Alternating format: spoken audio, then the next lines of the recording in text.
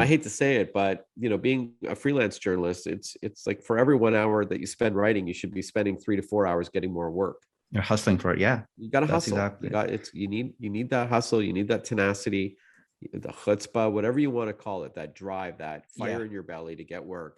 That is so important. That is what's going to determine. That's going to be the difference between a successful journalist and someone who changes industries and throws in the towel and does something else.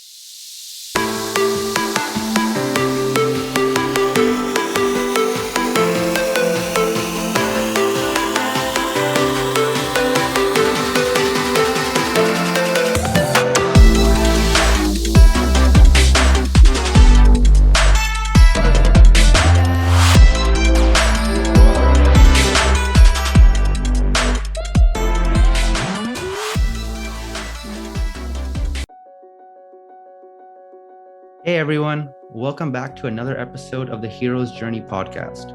I'm so grateful to have you all here. I really hope that you've subscribed to our podcast so that you don't miss a single episode.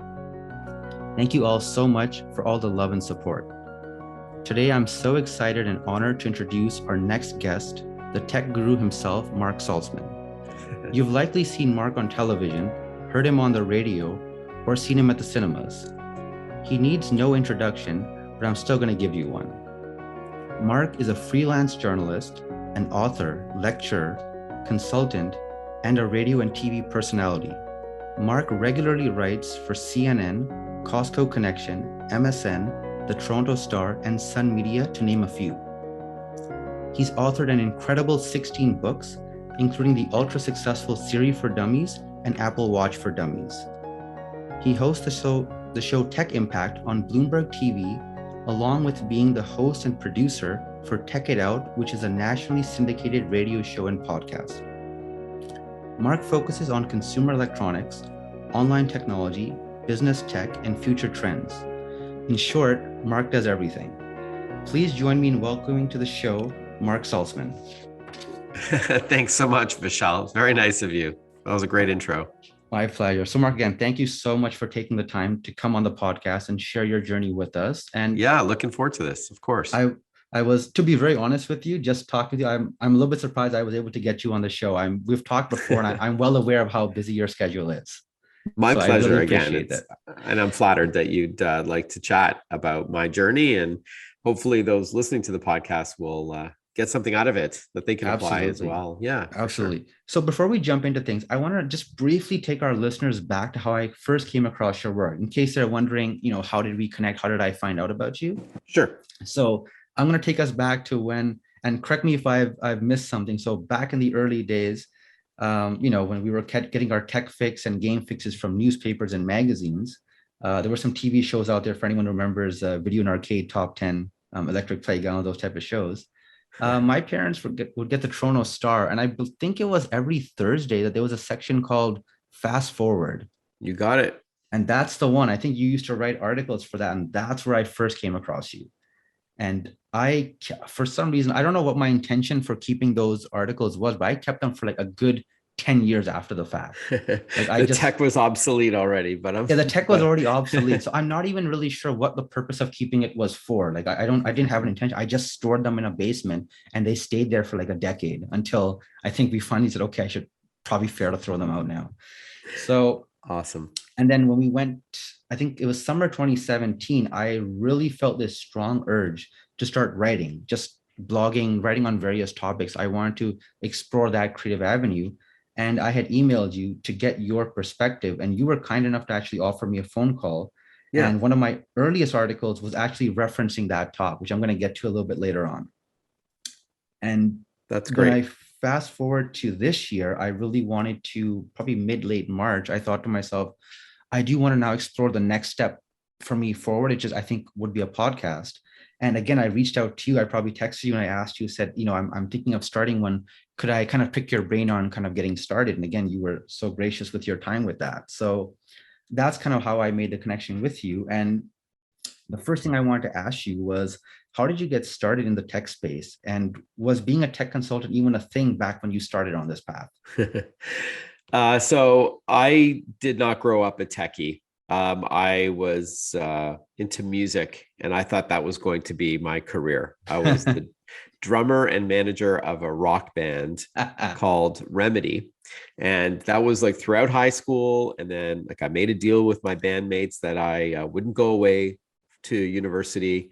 I did go to university as a backup in case music didn't work out. Kind of glad I did.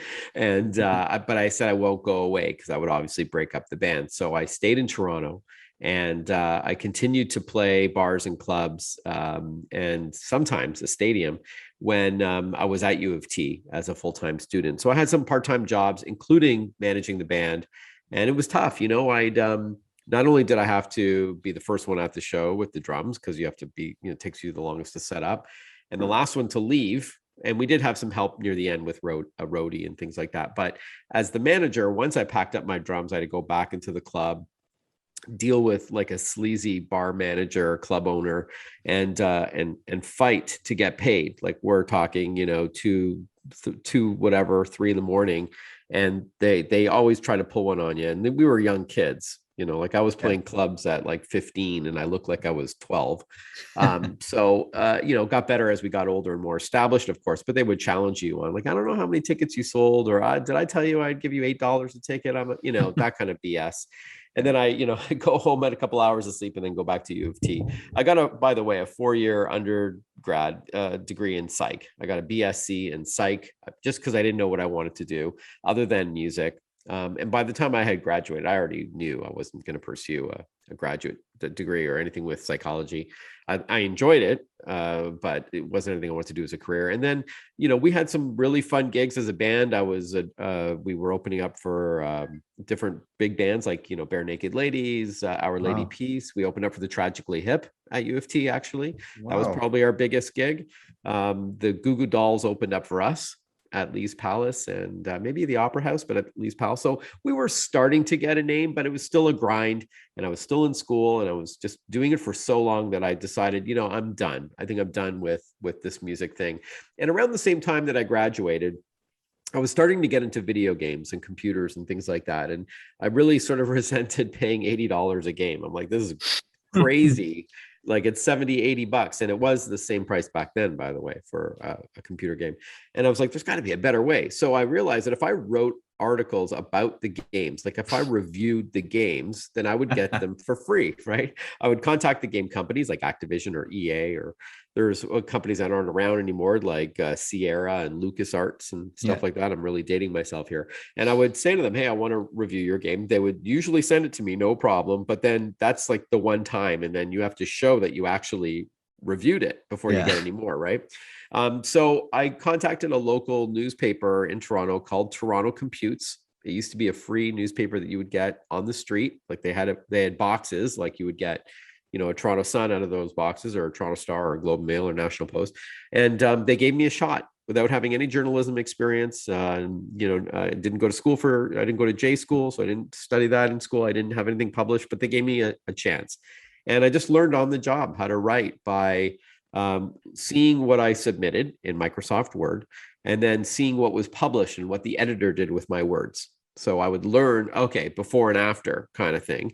And I got a taste of what it's like. Not only did I get to keep the games and I was growing my collection, but I was getting paid for doing so. And then I just branched out from there, Vishal. I tried to write about other consumer electronics, like computer printers and things like that, laptops.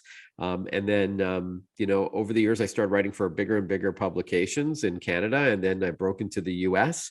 And then I went from writing articles to having my own radio show at first, or radio segment, I should say. It was like 10 minutes every Monday on 102.1 The Edge in Toronto, which is like an alternative rock station. But they let me I came up with an idea for a segment called Marc's Web Watch, because the web was really new back then. Yeah. And people were intrigued by what this internet thing was, and what are the cool websites out there, and what's an MP3? How do I get music for free and stuff like that? So I would go on the Alan Cross radio program. Alan Cross is still a very well-known musicologist, author, broadcaster, podcaster as well. And, so they let me go on for 10 minutes every Monday. And I started there. Then I got my own show. Then I branched off and did more TV work. Then I got on CNN in 2001 and then Cineplex 2008. And it just grew and grew, both in medium as well as in topics. Like, again, I started off only covering games, actually only computer games, and then branched out to console and then to gadgets and apps and things like that. So it's been a really fun 25 years full time. July of 96 is when I quit my day job to become a full-time writer. I was asked to co-write a book. So that was my first book. And then I didn't go back when my dad was like, when I was done the book, a few months after I quit my day job as a bill collector, by the way, calling people who didn't pay their credit cards. That was fun. He was like, "You done the book?" I'm like, "Yeah." And he goes, "Okay, great. Go back to your real job now."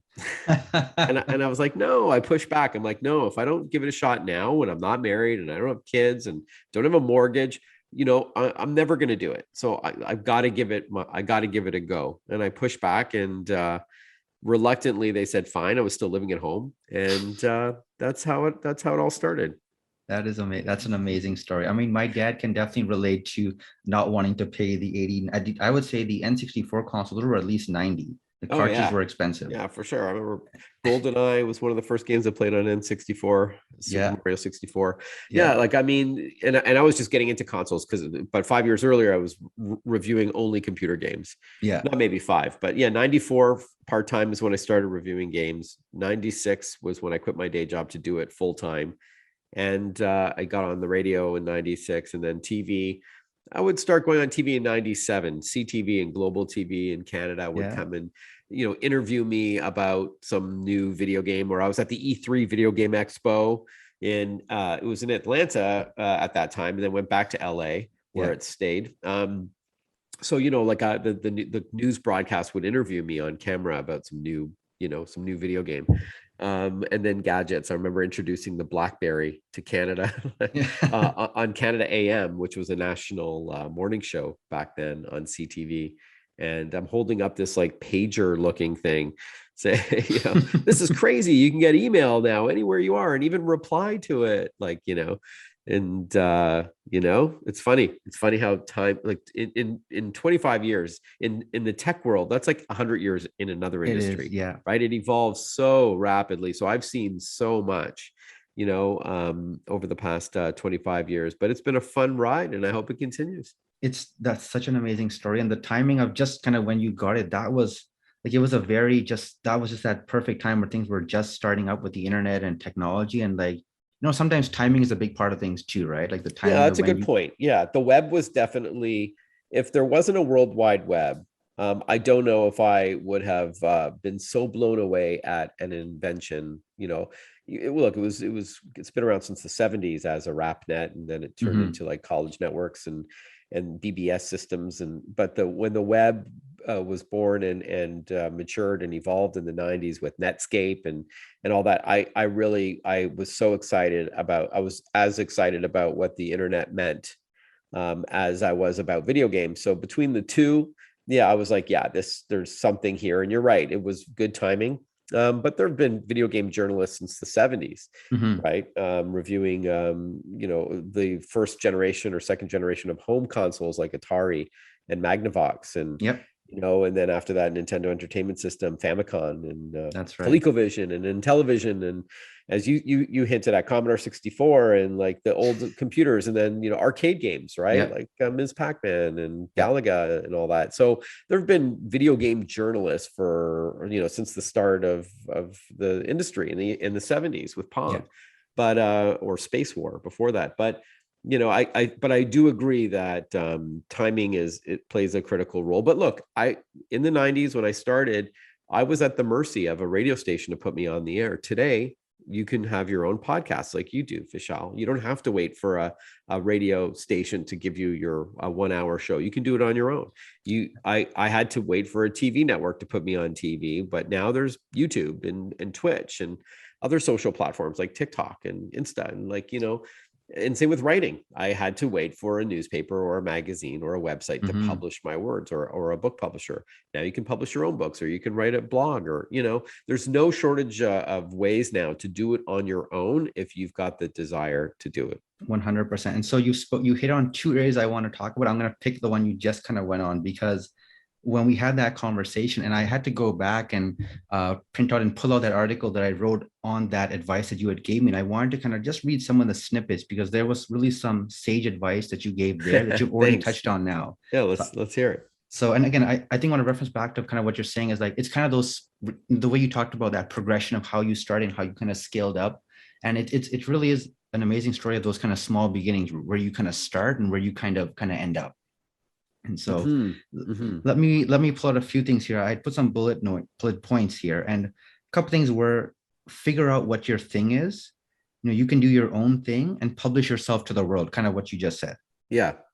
And on the first part about figuring out your thing, I mean that in two ways. One is what are you passionate about? So I was speaking yesterday to over Zoom to a group of university students who were in journalism school at Guelph Humber, and the professor asked me to come on and talk to the students. So my first bit of advice is, if you want to be a freelance journalist, is to figure out what you want to write about. For me, it was tech, video games, the web. And then after that, apps and gadgets. And now I write a lot about the future, autonomous vehicles, robotics, AI, that kind of stuff. Okay. So find out what you're passionate about. Because if you have no interest in robots, then don't write about it. Like, write about something that you're interested in. So that could be, for one person, it could be fashion, it could be hockey. For the next person, you get the idea. The second thing to figure out your groove, what you're maybe going to want to do for a living, is assess your skill set.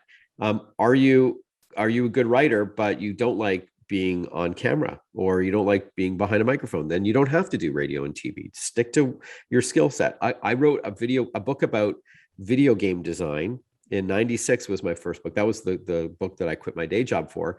I've never written a line of code in my life. I don't know how to code. So I found another way to get into this super awesome industry, just as a journalist, as an author, as someone who will interview those who know how to program and animate and all that. So I've never done it, but you don't have to do everything. And if you want to get into a space, just assess your skill set. So assess what you're passionate about, because then it doesn't feel like work, because you're just genuinely excited about that space. And then see, if I always talk to kids about STEM. You got to get into the sciences. You got computer sciences. That's not for everybody, but there are other ways you can get into those industries without knowing STEM. Right. That's all. That's absolutely true. And so a couple of things you mentioned there was, I think one is just mentioning, even just saying like the STEM is not for everyone. I'm an engineer by profession. That's what I did, but that's not really who I am. And if I were to go back again, you figured it out early, which is good. Yeah, I wouldn't do it again. But at the time, you can only make a decision based on kind of what you know at the time. But you also can apply what you've learned to other areas of your career, Vishal, absolutely, and even your personal life, like organizational skills. And, you probably think very, methodologically, like just, you've got a good way of approaching a problem, critical thinking. Like, there are other things that you can glean from what you've studied. It's not a waste. Just like my 4 years of university wasn't a waste. No, I wrote a lot of essays in psych. So obviously I learned how to write in university. It just wasn't, proper training as a journalist, which if I was going to do it again, I would do it that way. Right. So absolutely. No, you're right. And there's a lot of transferable skills, and it's funny you said Guelph Humber, because that's the area I work in, associated with Humber College. So that's no, I always like, if I'm invited, if I have the time, then I've spoken to like Seneca at York, Centennial, George Brown. So yeah, I'm happy to. If I can, inspire the next generation of journalists to do it, then that makes me feel good. That's why I've always kind of valued your advice, because you're always offering advice back. You've never, been, I'm doing my own thing. You kind of figure out your own thing. So I've always appreciated that. Yeah. Thank you. In that sense. And, mentioned a couple of things before. You had told me, I think, like also kind of, establishing yourself as kind of an expert in one area. you've Yeah. talked So about. again, I remember telling you that, and I've said that to other students too, who I've been invited to speak to. So it goes back to assessing what you're passionate about. Mm-hmm. But for me, what worked was trying to become one of the go-to guys for tech. Like if you establish yourself in a space and you work hard at it and long enough at it, you will be, associated as, like, you would be thought of as the guy, right? So, Yeah. or girl. And you're not going to be alone. Like I have many contemporaries who are also tech experts, who are journalists and radio show hosts or podcasters and TV hosts. I'm not alone, but I've worked hard I want to be top of mind. So, if someone's at the movies and they see my spot before the film starts, and then they hop in their car and they hear like a tech update from me, and then they open up their Costco magazine at home, and there I am. And that's my job. That's what I've been trying to do, is to become ubiquitous, be everywhere, and just and try to be known as one of the tech guys. That's been my job. But there's nothing wrong if you are listening to this and you want to be a general writer, like a news writer, and you want a job at, say, National Post or People Magazine or whatever. Maybe you want to write about celebrities for TMZ.com. That's fine. That's fine. Freelancing is a bit of a different animal, because you really have to be aggressive in getting work. Mm-hmm. But there's nothing wrong with a day job, like, a salary job. There's many benefits to that. And being told, okay, here's your assignment for the day, and being a general news writer, there's nothing wrong with that. There's nothing wrong with it. Absolutely. Right. And 100%. it's kind of funny and then that segues into the next type of thing of how you had to kind of go about looking for those opportunities. And I'm looking down the article here where you talked about, you basically told me here, and I wrote it down, was you basically in the back in the day, you would call editors and newspapers in the US and Canada to kind of get your name out there. And you gave me the story one time, and correct me if I'm misspeaking about a situation. You mentioned that there was an editor in the US who wasn't responding or taking your calls. And instead Yeah. of giving up, you sent a small package to the editor's office along with a card with the contact information. So that's pretty much true, but I'll correct you a bit.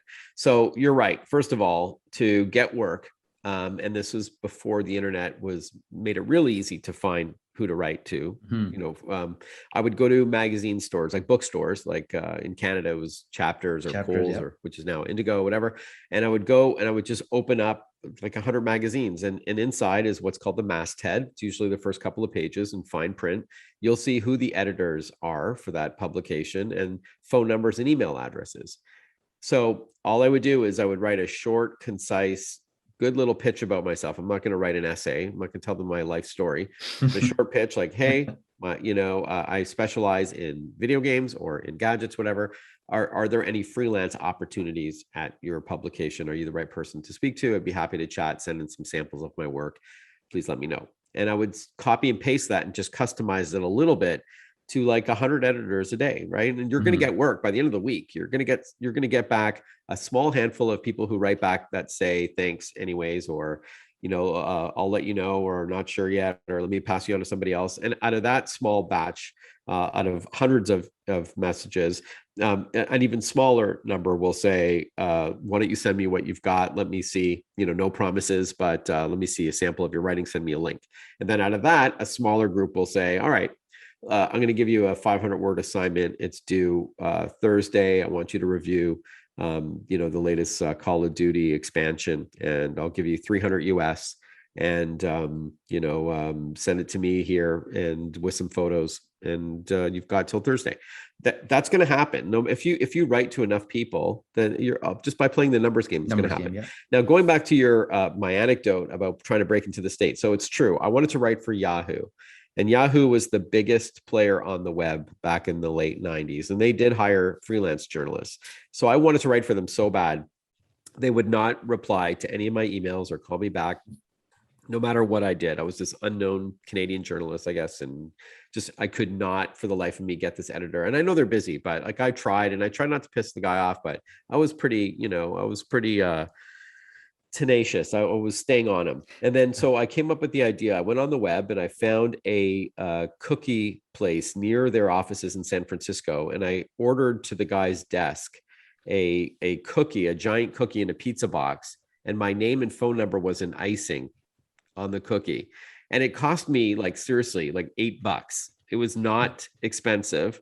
It was just, I guess, a good idea because the guy called me that afternoon and said, "How can I not hire you? Like, of course I'm going to hire you." So, and I've been writing for them ever since.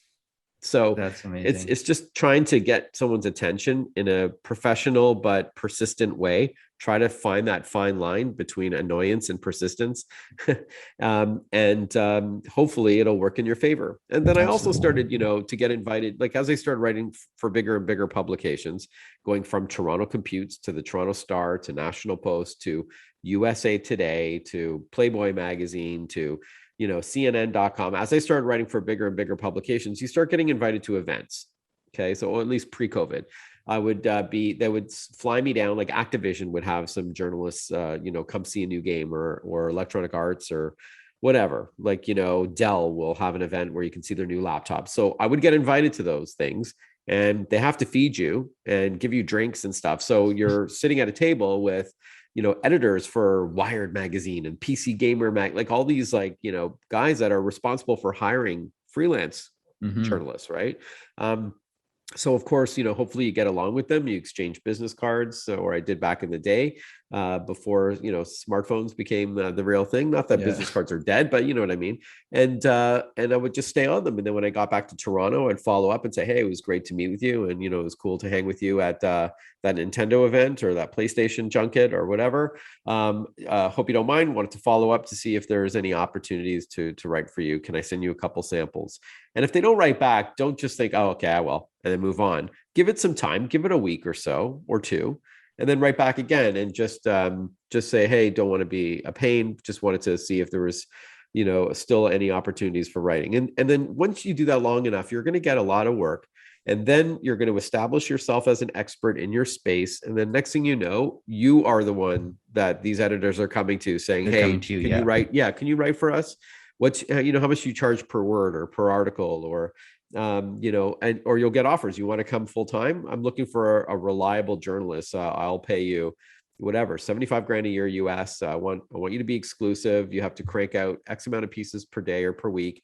So, and then it's up to you if you want to take it or not. But if if you're a decent journalist, you don't have to be the best, but if you're good and you learn on the job, like with what you submit versus what was published, it's not rocket science. You can see what they did. Your job is to make an editor's life easier. And Mm-hmm. if you Yeah. can write good copy, like your articles are clean and you submit them on time and you're not a jerk to work with, you're going to have success. Yeah. Then it's up to you if you want to expand into other mediums like radio, TV, movie theaters, like speeches on a stage.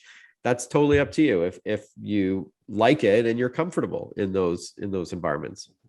Yeah, no, that's absolutely. I mean, you've got two options. If you haven't heard back, you can either kind of give up or you can try to find another way, And you'd be right? surprised, Michelle. Most people just give up, Mm-hmm. and it's very Canadian. It's like, I don't want to piss them off. It's like, I tried. Oh well. Or journalists will graduate from wherever and they'll expect like all kinds of work to fall in their lap. Hmm. That fire Yeah, in your belly to get work. That is so important. That is what's going to determine, that's going to be the difference between a successful journalist and someone who changes industries and throws in the towel and does something else, hmm. you And know? like I said, what you're saying applies to anything. Like, I mean, most of Of my course. jobs, I've always told my classes that out of the multiple jobs I had, all of them except one was all except one was through networking. There was only one that I actually applied for directly. After you have a Yeah. certain amount of experience, it's a little bit easier. You get more callbacks. But I think four of those five were like LinkedIn networking, reaching Yeah. out to people. LinkedIn is a great tool, or other social media platform. If you Hmm. can DM somebody, sometimes that you have to follow them or they have to follow you. Like there's depending on the platform, there might be a couple of restrictions, but if you write someone on social, like if they're not a jerk, that they'll probably write back. If they're super busy, then don't be offended. Just, give it another chance, but you do it to enough places. Like don't do it to three and then sit and wait That's the by thing. your computer, right? Like, Yeah, you have to kind of people just pick two, three people, you don't hear back, and then you wonder why. You've yeah, got to no, that's blast it not how out you to do it. like, We're all busy. yeah, And but if you stay on them and you're not too annoying, then someone's going to write back, even if it's like, "Thanks anyways." I won't take that as a no. I'll just take that as a not now. yeah, Like I'll that's, you still know write what? them in a couple months and say, Yeah. "Hey," and I'll even say something like, "You were nice enough to suggest, if I wrote you back around this time of the year, that might be better for you," even though they didn't say that. I'll just plant the seed. Like, hey, you said it was okay if I wrote you back. Now, That is and such a I've great had, story. yeah, That and is I've such a had people great point. say, oh yeah, you're right, sure. Write me in a month, and then when you write them in the month, they're like, okay, here's some work if you want it. Yeah, you have to follow up with them. So that's a perfect example you gave. When I was still working in an enterprise software company, I had reached out to someone who was working at Sun Life, and just to see what opportunities were there. And he said no, there was nothing there. And maybe probably I'd say that was probably summer of 2017. And if I fast forward to maybe around March of 2018, I saw an update saying he had now moved on to a bank. And so I Yeah, just said, do you want to congratulate him? So I said, why not? I'll congratulate him. I sent a little note, say, I noticed you're now at, Bank X. right. Congratulations. And he wrote back and said, thanks. And he said, you know what? We're actually looking for someone right now. See, good for Boom. you. That's awesome. And that's, Like timing, like you said, but I don't believe in like just sheer dumb luck. It could happen, but you create your own you create your good opportunities. timing. Yeah. You know what I mean? Like good time. Yeah. I understand what you're saying, and you're right. If I was trying to do this, now instead of in the 90s, would I have, there's so many variables. You'd never know if I would be any less successful, any more successful, because you can't replicate all of those variables. But Mhm. you create your own destiny, kind of thing. Like, I believe you that. can't just leave it all up to chance. You have to create those opportunities Yeah. that I to some, you 100%. might look at your friends and go, oh, that lucky asshole, like Yeah. put in my language. But it's like that lucky guy, whatever, or that girl, like everything always works out for them. That's because they create those opportunities that make it work that's for them. that's part of what you see with the online world is sometimes you see other people and say, oh, that person was lucky or they had things. When you don't know the full kind Yeah. of story Yeah. or the journey they've gone through, you don't actually know how much time and effort Yeah. because you only Yeah. see the part where they've kind of made it. And I You do don't believe, see. like, women have some extra challenges that guys don't often Mm-hmm. have, but they also have some benefits that guys don't have. Mm-hmm. There's a colleague of mine who, she's really smart. So I don't want to take this away from her. But my wife is like, you'll never have as many Instagram followers as her. Look at her. Like you don't look like that, and she's not wrong, but she's also very smart, but she's easy on the eyes and that can work for her. But in other Mm-hmm. areas, it works against her, when Yeah. women make whatever 73 cents on the dollar that a man Mm-hmm. makes or whatever the number is. Or you may be a visible minority. You think, oh, that's going to work against me. I'm not a white guy or whatever. But I've had TV stations say, you know what, Marc, I really like using you. But to be honest with you, we need to have more cultural representation, Yeah. like more BIPOC, and we're going to probably go with someone who's like a visible minority or something. Mm-hmm. Like I've had it work against me, even though people think, oh, you're a white guy, you probably have it made. But you know what I mean? Mm-hmm. So Yeah. for every challenge, there's also opportunity depending on where and when. 10 years ago, it might have been more of a challenge for, let's say, a Southeast Asian to be a regular tech guy on a TV station, whereas now I'm being told that's who we would prefer Mm-hmm. over a Yeah. white guy. Yeah. It So, definitely things change, so things shift. you know what I'm saying, right? Yeah, So, absolutely. yeah, Absolutely. So that's great. So I wanted to cover that. I really, and like I said, I loved just sharing that story because it was so meaningful to me because I was making notes as I think you were in the car and you were telling me I was obviously frantically typing stuff because I know I'm not going to remember this 2 weeks that's later. awesome. Yeah. So So no, you were right about that story with Yahoo. It wasn't a card. It was it was my phone number and a icing. Yeah, yeah. like on And the top of actually the this cookie.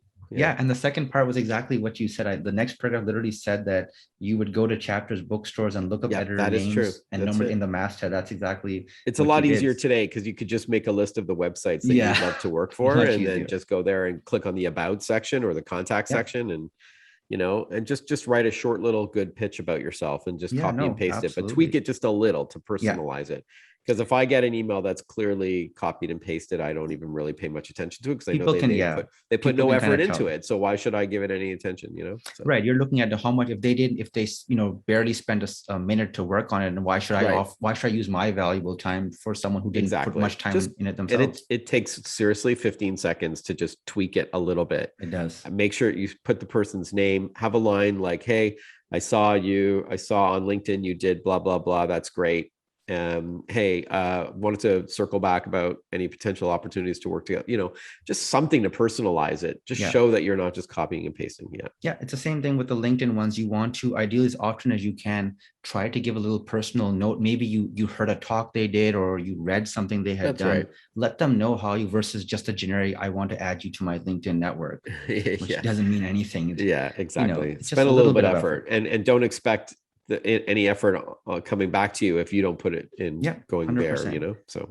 Now you made an interesting point. I want to go, but you touched on it. And I said I would come back to this one. You mentioned when you finished the book, and then your dad said, "Are you done? Okay, now I want you to go back." So I want to just touch on that just briefly. When you made that decision to become a freelance kind of tech consultant, I already got a sense of, but what was that reaction from the people around you, your family, friends? Like, what was that initial reaction like? So the first reaction I got was from the editor who gave me my first job at Toronto Computes. And she said to me, "You want to be a full-time freelance journalist in Canada? I hope you like KD." She said, she's like, "You're not going to make any money. Like, I hope you like craft dinner, buddy. Because, like if you like it, great, but don't expect to make any money." And thankfully that's not true. I can assure your podcast listeners that if you work, hard and you build your empire, you can eat better than KD. Not that there's anything wrong with a good bowl of KD. But that was the first, feedback I got. Professional feedback was, you're a good writer, but just so you know, Marc, like you don't expect to make any money. Like, are you sure you want to do this? It's one thing trying to scam a free video game by writing about it. It's another thing to do it for, once you have kids and, whatever. Right. So, so thankfully that editor was wrong. And I tease her about it. She was just she was not trying to be, snarky. She was really trying to give me advice. But I tease her about it sometimes, my parents were not the most supportive, but they obviously you want to see your kids doing something they like. And I knew there was a huge future as well, on top of me loving video games and the web and gadgets like consumer electronics and phones and stuff. So I knew I knew we were in the infancy of that industry. We still are. But I really liked it, and I knew the money would follow. And being a journalist, by the way, and a podcaster and all that, you can do it all from Canada and have American clients. Most of my work, 75% of my work, maybe not that much, but almost 3/4 of my work is American. Wow. So you can also benefit from the dollar exchange, by the way. So look, there's ways you can make a buck. So you got to like it though first. My dad, he was just trying to protect me, and he grew up with the typical, first, second generation Canadian of, you don't have to like what you do, just got to put food on the table. And liking what you do, that's what hobbies are for. But I was like, I said no. Like I stayed at home until I was late. I was living in the basement of my parents' house until I met my wife to be, and she kind of moved in. But I stayed at home late and I saved, and I just pushed back. I'm like, no, I got it. So the feedback was, my friends thought it was cool. Oh my God, Saltzman gets free video games and gadgets, doesn't have to give them back. What a dream job. So like my friends thought it was cool. My parents were concerned because I didn't do anything with my 4-year degree at U of T. And editors were saying, "You're good, but like, do you really want to do this? Take it from me, you don't." So I was getting mixed feedback, but I wasn't thinking about the money. Again, I was lucky that I didn't have a mortgage at that age. When I was 26 and I quit my day job 25 years ago.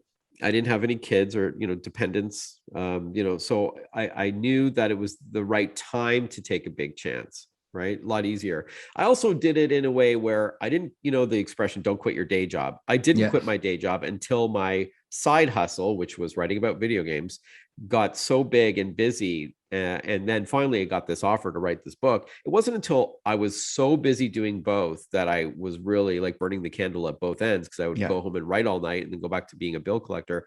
It wasn't until I was so busy with my side hustle, that's when I quit my day job. Some people will give you advice like, no, quit your day job. If you are serious about this, quit your day job, and then you have no choice but to succeed. That's fine. And that might work for some people, but I did it in a bit more of a calculated way because I didn't have any major debts at the time, so I did not quit my day job, even though I hated it. It was only until I was busy enough as a journalist that I was able to quit my day job. But everybody's different, Everyone's different. That's what I was going to say. You can't just it's not a black and white, like this is the path. Everyone's path is a little bit different. Exactly. We're all built differently. We're all the timing is going to vary between whether it's 1996 or fall of 2021. What industry you're in. There's so many different things. There's no right or wrong. You got to trust your gut, work your ass off, and it'll pay off. Yeah, that's it. And it's all, and there's risk tolerance. People have different levels of risk and what they're comfortable. And you just mentioned, sorry, Vishal, sorry to cut you off. No, go ahead. But again, you're right. If I had, like, I have 3 kids now. I have twins who are 19 and a 17-year-old. My twins are in university. That's not cheap. Yeah. They're living away from home. Yeah. And my 17-year-old's going to start university next year, hopefully. So, like, obviously, I would be in a very different position. I'd be afraid to quit my day job if you know what I mean? And I get that. Yeah. So, but I was 26. I didn't have any of this yet. So I didn't have a mortgage. So I was just paying rent, my parents' house. A little bit of rent. They made me pay rent when I was working, so, and I'm kind of glad they did, and I had to pay for my university as well. That's why I had all those jobs and the bands and all that. I'm now paying for my kids' university, and sometimes I'll give them a little jab. I'm like, you lucky SOBs, I had to pay for all 4 years myself, but it builds work ethic, it builds character, I think. Absolutely. I was going to ask you with this one. During the early days when you started doing this, did you ever feel that sense of like imposter syndrome? Because I know sometimes people feel that. I've certainly felt that even in parts of my life when I started, even just teaching and stuff like that. Like, you come in with a certain level of knowledge, but sometimes, you're a young person, you're just kind of getting into something new, different. And did that ever kind of hit you? Yeah, for sure. That's a great question, by the way. It's kind of like fake it till you make it. I've been invited to go on TV, and I'm like, oh my gosh, I don't know that much about this topic. And I cram so I can learn. Like, I'm in the green room minutes before I have to go and speak nationally on TV about a subject so you obviously, I wouldn't accept the interview if I really had no clue. Like, you should stay in your lane. But I thrive under that kind of pressure, and I don't pretend to know all there is about tech. I cover all kinds of tech. There are some folks who just specialize in, like, VR or phonography, taking photos on your phone. That's their specialty, and that's cool. I tried to be a jack of all trades, if you will. So I don't pretend to know everything there is. If someone calls me from New York Times and says, hey, we're writing an article about NFTs and cryptocurrency, can we quote you? I'll be like, sure. And then I'll worry about it later. Like, am I really the right person they should be quoting about crypto and non-fungible tokens? Like, all right. And I'll just research. So I wouldn't call it imposter syndrome, but sometimes the subject is a little out of my wheelhouse, and it just helps sharpen your craft by learning about it in a short amount of time. I remember you told me that. Not sounding like you don't know your stuff. No, I remember you told me that. I had made a note, even though we didn't talk about it until now. You had mentioned that staying in your lane. That was one thing you had told me as well when we had a call about, I don't remember what the topic was, but I remember you saying that because I had made a note about that. Well, I remember, working with Huawei on TV, where I'm talking about a Huawei phone or another product, but I'm talking about the device. I'm a tech reviewer. And then the host or the anchor starts talking to me about politics and Huawei. This was the story. Yeah. Yeah. And it was like, I would just politely say, hey, look, I'm a tech reviewer. I can tell you about the product itself. I don't know what's going on there, So you just try to find and then maybe practice a way to politely change the topic back to what you do specialize in. That's a great point. And you also made a great point about knowing yourself and knowing that environment that you kind of thrive in. Are you someone who's high pressure, high energy, or are you someone who's more likes to or excels in a low pressure, low energy environment? No, neither for sure, is really wrong. 100% high pressure.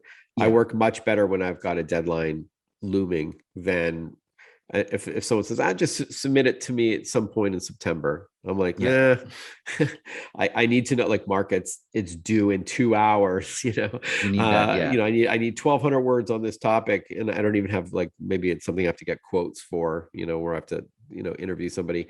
Yeah, no, I thrive under pressure. I'm a work hard, play hard kind of guy. I like to have fun. I'm not like, I'm a workaholic, but I don't give up, like, staying, like, I don't give up parties and stuff like that. I just suck it up and deal with it later.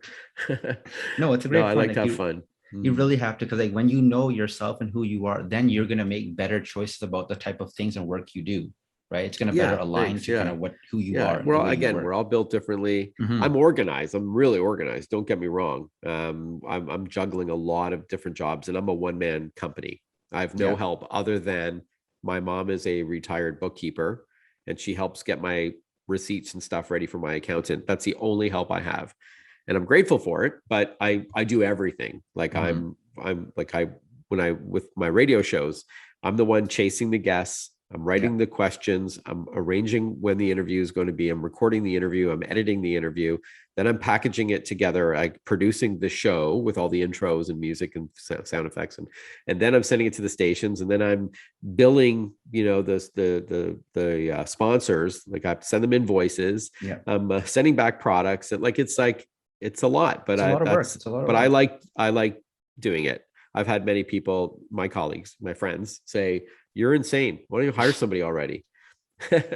Yeah. It's like you're I so actually greedy. thought I Yeah. actually thought you might have been at the stage you're at now. Like I can certainly relate on a small level because I know how much work I had to go through to edit my first episode, never having done it in my life. So it was all Yeah, new but to you'll me. find And it'll go much smoother as you. yeah. And so it was, So so yeah, I actually thought you might have had someone who was doing that, at a certain level. Okay, you know what?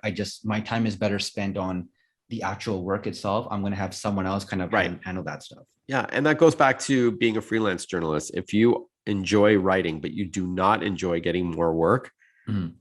then find a literary agent to help get you Yeah. work. Stay with what makes you happy. Like if you don't like the business side of it, or get a full-time job as a journalist where you don't have to worry about finding, catching your next meal. That's totally fine. I enjoy the business side of my business as well, not just the writing. I'm probably Yeah. better at the business than I am at the than at the writing. Like at the like the being a publicist, being an agent, I'm probably better at that, I think, than the actual writing. Like I'm not a bad writer, but I'm not like Pulitzer Prize winning journalist over here. I think you've done pretty well for yourself with the writing. I Thank think it's you, fair to thank you, I say. appreciate it. So a couple of more questions I just want to ask you, and you've done so many interviews, so this might be a tough one for you to narrow down, but I'm just curious, which interview, if there's even one at all, were you maybe most excited to do, and which one were you maybe most nervous for? That's a good question. I don't get nervous around celebrities. I many times over the years I've sat down with celebrities because there's been some sort of tie-in with tech or video games, whatever. Mhm. So a lot of the big names you can think of in music and in film and in sports, I've sat down with. Like even some of the legends like Wayne Gretzky and Tiger Woods and Wow. stuff like that. I've sat down with, and Katy Perry and like some big bands, Kiss, and like I've sat down with some big bands and interviewed them all and stuff like that. And I don't get like starstruck. I guess I don't know. I'm trying to think. I was nervous for my CNN interview when I went down in 2001, and they were evaluating whether I was worthy or not to make it on their network. So I was a bit nervous for that. I can't think of anyone in particular that I was really. There's been some key. I did a fun fireside chat with Martin Cooper, the inventor of the cell phone. Oh, wow. That was fun on stage in front of 1,000 people. So I Wow. was a bit nervous about that, but no, I don't usually. There's, I don't think there's one gig that I had, one person that I was interviewing, or interviewing me that I was really nervous about. I can't think of one right now. That's fair. That's fair. Yeah, So I like it's fun when they're celebrities because my friends all freak out. Like, yeah, oh my yeah. god, I saw I saw So a you're with the picture of you with celebrities. blah blah blah in some publication. And I'm like, yeah. So I had speaking of Katy Perry, I had her call my daughter, like video call my daughter, and she was like Wow. freaking out. Yeah, Oh my when she God. was Wow. younger, she was a big fan. Yeah, she was at That's the so top of her cool. game back then. Yeah, so That's so it's cool. fun. That's so cool. Yeah, Let me Snoop ask. Dogg. Oh, I've interviewed Snoop Dogg, oh Venus wow. Williams. I'm just trying to think. Stan Lee was cool. From Marvel, of course, late Yeah. great Stan Lee. I've interviewed Slash, Tony Hawk, like some. I know I'm name dropping, but No, that's being interviewed by amazing. Wolf Blitzer on CNN was a little nerve wracking. I think I saw that's the picture I think you have, I think, on your website, I Yeah, think. it is. Yeah, I saw yeah. that. Yeah. Little subtle flex, little flex right there. That's Yeah. where I got so when I saw the picture, that's where the question came to my mind. I'm like, let me just ask this question. I'm curious now. That's Yeah. where the inspiration for the question came from. It came from Yeah. that exact picture, actually. Yeah, cool. Thank you. So another question I got for you as we slowly kind of wind down here is let's let's say you weren't working as a tech consultant, like you weren't in this space. And to make this a little bit more interesting in a fun way, I'm going to present this to you as we have these three Odyssey lives, because life is an Odyssey. It's this adventurous journey into the future with hopes, goals, unknowns, things like that. Your Odyssey life number one is kind of what you're already doing. You're the tech guru, tech consultant, tech expert. But where it gets interesting is, let's say like Odyssey life number two is, what would you do if Odyssey life number one, what you're doing now, suddenly was gone? So I have a few passions like that, things I'm super into. Music is still one of them. Mhm. Writing, I don't write as much as I used to, but I've got like a bunch of notes and ideas for things I would love to produce and play on, remix and participate in. So music would be another one. So going back to my first love, which is music production, creation, and performing. I still have dreams about playing live because I did it for so many years. Mhm. The second thing is I love, I'm starting to get into more astronomy. Wow. So yeah, like just, and I follow those who really break down my goal in tech is to break down geek speak into street speak, but guys like Dr. Neil deGrasse Tyson is so good at that.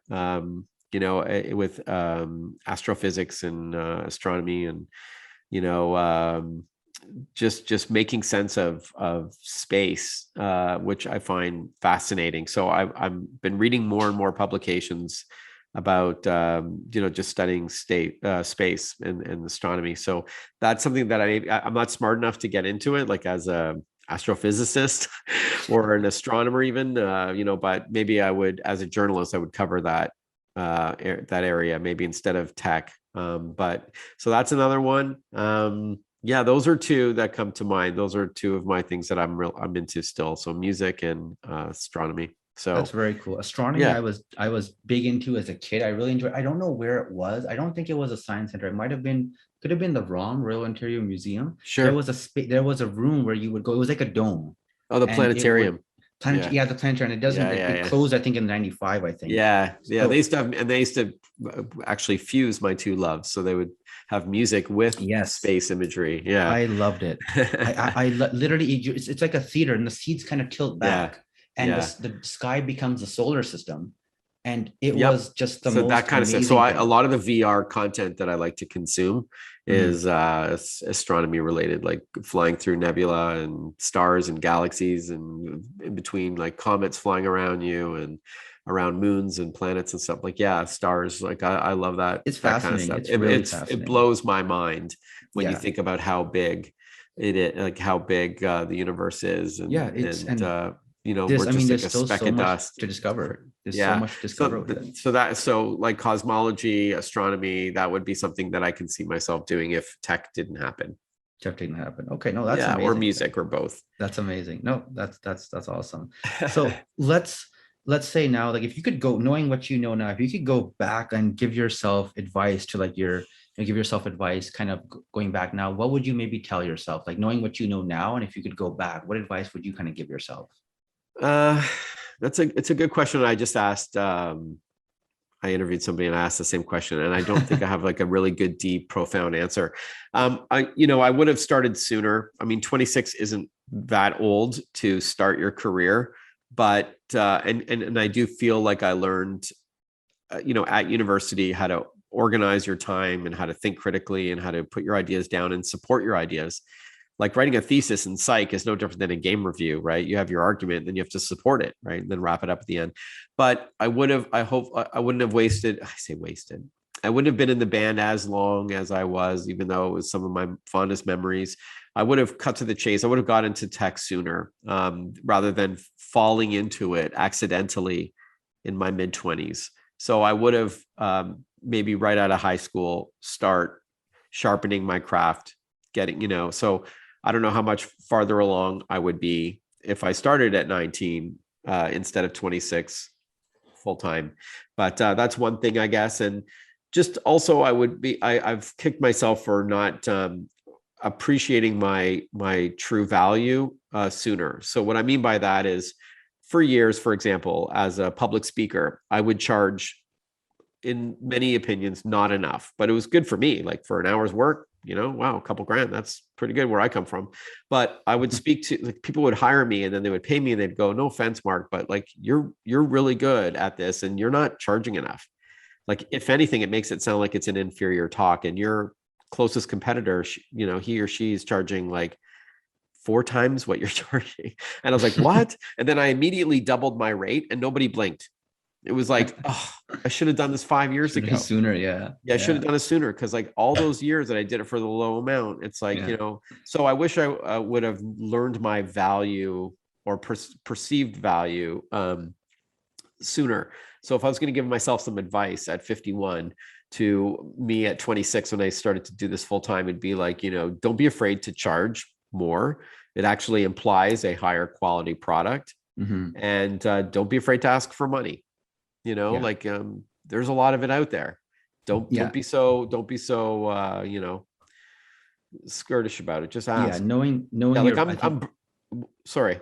Knowing your value is really important, right? Knowing what you kind of bring to the table, I think is really important. Making sure that you are compensated appropriately for that. I think I've had that when you're a little bit younger and you're starting out and you're a little bit worried, you're not sure, you always you end up lowballing yourself a little bit. And that's exactly it, right? Like I was always aggressive about getting work, but if someone lowballed me on the price, it's like, oh, all right.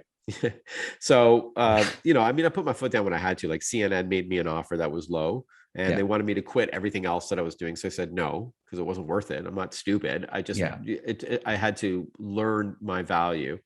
And I only learned what it was when I heard what other people were charging, right? And it's just like those who have a full-time job. You're not often paid what you're worth until you leave, because you're headhunted, you're courted somewhere else.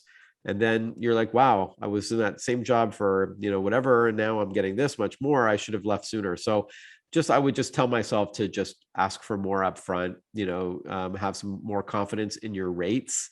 I was confident in my abilities, but I would just say, now that I'm getting up there in, middle age kind of thing, I've got, I don't know, maybe 10, 15 years left, if you will. Like, so I'm getting towards the tail end of not tail end, but I'm getting over the peak of my career, sort of like in my mind, in terms of retirement, my age and all that if I had started so much earlier and demanded more of what I thought it was worth, then I would be that much, not that I have any complaints, honestly, but that's the only thing I would tell myself is like, that's great advice. Don't be afraid, don't be afraid to ask for, and stop doing so many free things for people. Yeah, I think that's great advice, even for listeners who are listening and thinking to themselves, like, if I want to start forging my own path, this and that. I think that's great advice in terms of, one is, start sooner, like, kind of go for it. You can there's always a reason to delay something for tomorrow. I've told people, like, even the podcast, when I started this one, just because I was going through recovering from an injury, I could have said, what, now's not the right time. This summer, I need to focus on my recovery part, and I'll do it next summer. Like, there's always a reason to wait. Right. So you have to kind of, and I think I will say, like, life is about moving towards challenges, about finding something and kind of seeing what you're capable of. Otherwise, you'll never really know what you're capable of doing. Yep. Fair enough. Push that. That's good. I like that. Good advice. But there you have it. Thank you so much for being such an amazing guest. It was so awesome having you on this podcast. And I just want to read it. Marc has thrown out so many great gems for those wanting to kind of start their own unique journey. And I hope that you all will be able to apply some of these nuggets of wisdom to your own life. If you don't already follow Marc, please do it now. Where can people find you online? Yeah, so I'm on social media, of course, Insta, Facebook, YouTube, LinkedIn, and Twitter. So it's Marc Saltzman, Marc with a C, SALTZMAN, if you're in Canada, Saltzman. Wonderful. So that wraps up another episode of the Hero's Journey podcast. Look forward to our next episode coming soon. And please make sure you subscribe so you don't miss a single episode, as you can always find us on YouTube, Apple Podcasts, Spotify, and Amazon Music. Take care, everyone. Thanks again.